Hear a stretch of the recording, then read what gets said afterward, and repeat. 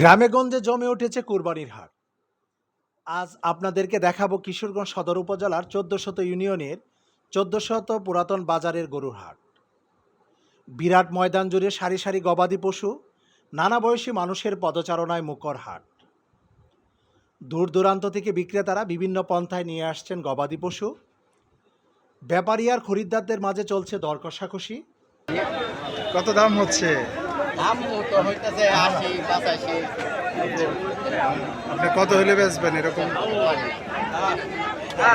কত হইলে বিক্রি করবেন এরকম কোনো টার্গেট আছে?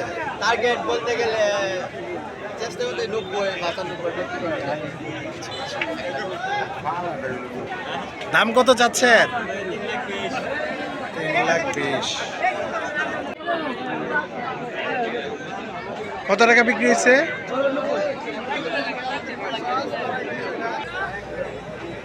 দাম হলো ৮০।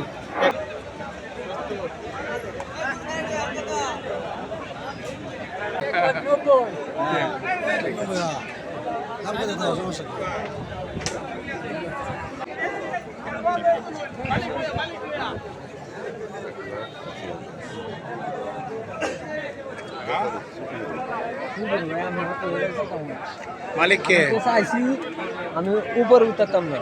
আপনি মালিক? কত দাম চাচ্ছেন? ৮০,০০০। গরু মালিক কে?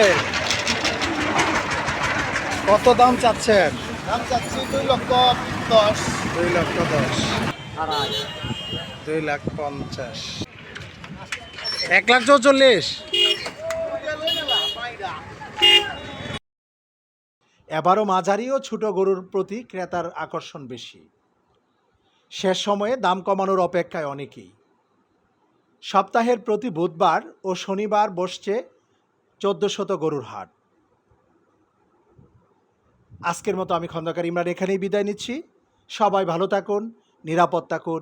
ঈদ মোবারক।